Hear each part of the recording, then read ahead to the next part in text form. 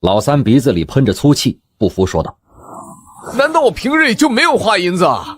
其实所有人都知道，这是老太君心疼自己亲生的幼子，但这话谁都可以说，就是不能让老三说，因为老三是姨奶奶的亲生儿子。姨奶奶一看情况不好，连连给老三使眼色，但老三最近的银子确实不趁手，硬是不肯低头。老太君勃然大怒，骂道：你就知道在青楼里花银子，还把那些婊子买回家里来，这银子花的还有道理了。从夏七飞母子二人的凄惨遭遇中，就可以看出这位老太君对于男子的某种癖好，有种很执着的厌恶感。那大哥呢？明清达跪在地上，微笑着看着自己的兄弟几人。我是长房，自然要多尽一份心力，我认50万两。听到大哥都这般说了，兄弟们也不好再说什么。明园家族聚会马上就散了，兄弟几人赶紧出园去筹措银子。虽然说他确实藏了不少私房，可要在一夜之间将这些数目筹集到，这个难度确实有些大。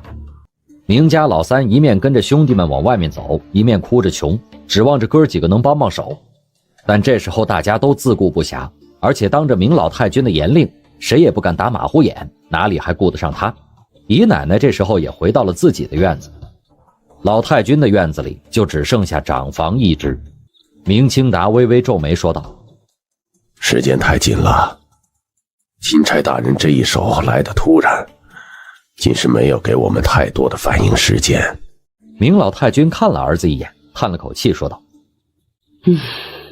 今天在内库大宅里，你的反应不错，至少多争取了1夜的时间。1夜太短，而且看今天夏七飞的出手，只怕还留有不少余力。明日一战，只怕凶险极大。就算兄弟们能将银子凑足了，也不过是多个100多万两，说不定还是不够。明兰石在一旁听得瞠目结舌，自疑说道：父亲，往年8联标中4成定银，也就是500万两的份额，今年我们本来就多准备了2成，再加上叔父们筹的这100万两，难道还不够？最大的问题在于，钦差大人明知道我们是一定要拿下这8标，所以夏七飞喊价可以胡乱的喊，而且出产销都是他们内部的事情，他们是可以亏本做的。明兰石叹了一口气，他是个聪明人，不会去问为什么明家一定要争下这几标。且不论所谓是的问题，单说东夷城那方面也必定要求自己把8标拿下，不然东夷城1年为了内库出产所付出的代价，只怕要远远超过好几个100万两。沉默了一会儿的明老太君忽然开口说道：太平钱庄那边有消息没有？他们也没有料到是这个情况，准备有些不足。夏七飞的银子全部是从太平钱庄调出来，如今他们只能给我们开期票，却已经开不出现票，而明天我们必须要现票。你也知道，他们也有忌惮，先前他们掌柜的已经来回过话了，顶多还能再给我抽出30万两来。明老太君明白这是为什么，钱庄的银票契书开出来总是需要兑现的。夏七飞已经开出了极大数额的银票，相对应的再敢开的就很少了，因为钱庄要保证有现银可以支付，这事关钱庄最要命的信誉问题。当然，以东夷城与明家的关系，如果不是在这样一个紧张的局面下，太平钱庄完全可以虚开银票，只是冒的风险太大，而且这种手法太粗劣，一旦将范闲得罪狠了，内库转运司完全可以用开标之后的夏家银票与明家上交来的银票玩一招最无耻的挤兑。这么多银子，太平钱庄就算是神仙也不可能在短时间里调到苏州，如此一来，太平钱庄就算是毁了。虽然太平钱庄与各国的经济关联都极为紧密，一般而言，没有哪国的朝廷内宫会做这么狠毒的事情，但是此次主持内库开标的是范闲，是那个最摸不清脉络，而且行事最为阴狠霸道的范闲。太平钱庄是打死都不敢冒这种险的。庭院中一下子陷入了死一般的安静。明家3代人物这时候心里都开始有些紧张，难道明天真的要眼睁睁看着这位明老七将明家的生意抢走吗？失去了内库的行销权，明家就只不过是一个拥有最多土地的土财主，随时都有可能被人给宰掉。这个可怕的事实让明老太君的眉头皱得愈发的深了。他忽然想到一个名字，冷冷说道：最近这些天，那个招商钱庄还有没有人来？明兰石摇了摇头。他们知道我们是太平钱庄的大户，试探了几次，大约知道拉不动我们，就知难而退了。明老太君下意识里点了点头。看来并不像我想象的那般。因为太平钱庄账房一直掌管在明老太君手中的缘故，明清达一直是极力主张与招商钱庄发生关系的人。听着母亲的话语有些松动，心头一喜，面上却安静说道：应该值得信任，如果有什么问题，应该不是这种行事手法。明老太君皱着眉头，似乎是在思考一个很困难的问题，许久之后才说道：派人去招商钱庄？不要派人，兰氏你亲自去，看看他们今天夜里能调多少现票出来。是，母亲。明清达微微一笑，又犹疑问道：夏齐飞那边要怎么应付？明老太君的脸寒了下来。那个人我不认识，你也不认识，咱们明家都不认识。既然如此，要怎么应对？这件事情你不要插手了，不要被钦差大人代替发挥。如今钦差大人就希望咱们明家反应激烈，咱们就应该愈发的平静。明清达长揖及地，赞叹道：母亲英明。明清达要去处理明天开标的事务，要去账房盯着几位兄弟。明兰石要进城寻那个一直神神秘秘，传说也有东夷背景的招商钱庄，所以并没有在庭院中多加停留，行礼之后便退了出去。明老太君看着自己的儿子孙子走出了小院，双眼骤然间从先前的严厉变成了此时的疲惫。他有些无力地翘起尾指，敲了敲椅子的扶手，贴身大丫鬟凑到老妇人的身边。老妇人闭着双眼，尾指一直翘着，许久没有放下去，也没有说话，似乎是在权衡某件重要的事情。小七。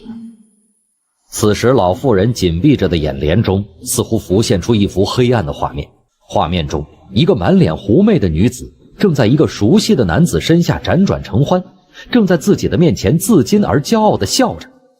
画面一转，那女子生了一个孩子，她抱着那个年幼的婴儿在名园里面四处招摇着，笑声就像银铃一样飘啊飘的，一直飘到了天上。老妇人豁然睁开了双眼，眼中全是一片冰冷之意，她的尾指激动地颤动了起来，微微一屈。在这一瞬间，她想起了很多当年的事情，比如那些重杖落在那名女子身上时雪花飞绽的美丽景象，那名女子被自己生沉到了井底，那天的雪花也是飘啊飘的，一直飘到了天上。那个女子的尸首只怕早已成了枯骨，老鼠在上面钻着，只会发出难听的声音，而永远不可能发出银铃般的笑声了吧。那个老不死死了以后，这家里就是他说了算。那个女人死了，那个女人生的孩子却不好杀，毕竟名义上是明家的血肉。好在清达心狠，天天用鞭子打着，终于打的那个小孩受不了这种屈辱与痛楚，在一个清晨跑出了明里。或许那个孩子永远不知道，当时他就在门后冷漠地看着他。或许那个孩子永远不知道，他早已经准备了杀手，在名园外面等待着送他下枯井，与他的母亲团聚。可是那个孩子怎么没死呢？怎么没死呢？明老太君冷漠的眸子里闪过一丝怒火，一直翘着微曲着的手指终于温柔地放在了椅背上。同一时间，微干的双唇微起，对附在唇边的大丫鬟轻声说道：请周先生。在明老太君终于下定决心的时候，他的儿子与孙子正并排走着。明兰石满脸佩服地望着父亲：“您是说，奶奶一定会对那个混账东西下手？”“什么混账东西？那是你七叔，虽然现在是咱们的敌人，但总是你的亲七叔。”明兰石自嘲一笑，忽然皱眉问道：“杀了七叔，固然可以将这件事情完全了结，可是钦差大人那边会怎么反应？君山会就算再有实力，可是总不能造反。”“你奶奶老了，这件事情从一开始她用的手法就是错误的。”明兰石摇了摇头。明清达忽然笑着说道：“不过他的错误并不代表明家的错误。如果这次你七叔不在那帮好命，也不见得全部是坏事。你不要过于担心，我有分寸。”这位明家表面上的主人在心里冷笑着，就让那个自己永远无法控制的君山会与监察院去对冲吧。老谋深算如他，自然有办法收拾这个残局，只是不知道会用什么样的手法。六叔这次又讨了个好啊！明兰石忽然嘲笑说道。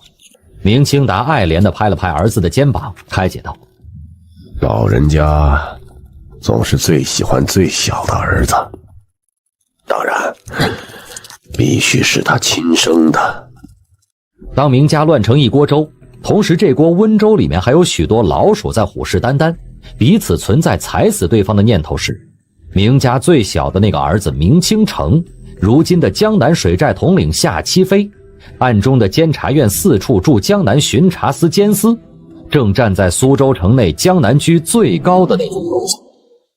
他站在楼边，轻抚木兰，若有所思地望着城外某处，那里曾经是他的家，已经很多年没有回去过的家，明园。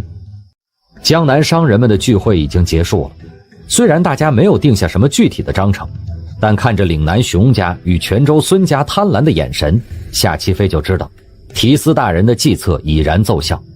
明天明家不只要面对自己的进攻，也要面对那些类似于熊孙两家联合起来的攻势。商人总是要吃肉的，饿得太荒了，管你是谁家的肉呢？夏七飞双眼微眯，明园离得太远，站在高高的江南居楼顶，也没有办法看清楚其间的灯火。今天是他侥幸在这个世界上活下来以后，活得最放肆尽兴的一天。他终于当着所有人的面，骄傲地说出了自己的名字，明清城。与此相较，拿银子砸人的快感，脱离了江湖人的身份，站到了庆国的台面上来，这些事情都算不得什么。只要能说出自己的真名字，就等于扇了明家那个恶毒老妇人一个耳光。这种报复的快感遮掩了一切，让夏七飞无比感激范闲。就连范闲今夜派了7名剑手来，他也没有一丝不愉快的感觉。他陶醉于、伤心于今天发生的一切事情之中，以至于这位江湖上的枭雄也没有注意到，对面的街上出现了几个奇怪的人。夏七飞离了江南居，将身来在大街上，看着在夜里过往的人们，忍不住微微低下了头，不知道在想些什么。大哥，楼外有10几条汉子围了上来，带着一丝敬畏，一丝陌生看着他，行礼恭谨。这些人都是江南水寨的好手，因为内库招标的事情，随夏七飞入了苏州城。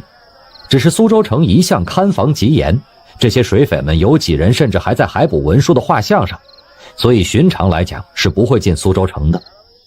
这些人没有料到，如今他们这些当贼的人不仅可以光明正大的在苏州城里面逛着，甚至自己的带头大哥可以与江南最有钱的那几大家族同席而坐。那些商人们平日里只会用银子买兄弟们的性命去搏，哪里会像今天一样对着夏大哥如此客气。想到此节，这些汉子们心中都升腾起一股虚荣骄傲的感觉。这世道确实和以前不一样。看着下属们满脸惊慌喜乐的复杂神情，夏七飞忍不住自嘲地笑了起来，说道：兄弟几个都要多学着点，这次你们也看见那几位老先生了，平时有闲的时候多向那几位先生请教。这话里说的先生就是钦差范闲派给他相助夺标的户部老官。江南水寨要渐渐往商行方面发展，夏齐飞也希望自己的心腹手下能够尽快地掌握做生意的技巧，至少算账这种事情总是要会的。便在一片其乐融融的气氛之中，夏齐飞忽然感觉到了一丝凉意。他抬头望去，明月正在青叶穹顶，仍是春时。大晴之日的夜间果然要显得更加冷一些。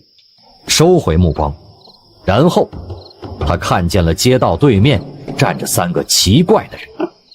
之所以说这3个人奇怪，是因为这3个人很突兀的出现，然后很冷漠地看着街这边。不是夜归的游人，不是酒后寻乐的欢客，身上穿的衣服很寻常，但中间那个人却戴着笠帽。在这样一个夜里，就显得有些特别了。常年在江湖中厮混，自幼便在生死之际挣扎，夏齐飞根本没来得及反应，那股骨子里的寒意，对于危险的直觉，让他双眼中寒芒一射，怪叫一声，脚尖在地上连点3下，整个人往后方江南居的门口飘了过去。当他的脚尖点在地上的时候，街对面那3个人中间的那个人将手放到了自己肩后的笠帽之下，握住了什么东西，然后便是一片泼血式的刀光洒了下来，寻觅着夏齐飞像一只水鸟般踏水无痕的身体砍了下去。感谢收听本期庆余年。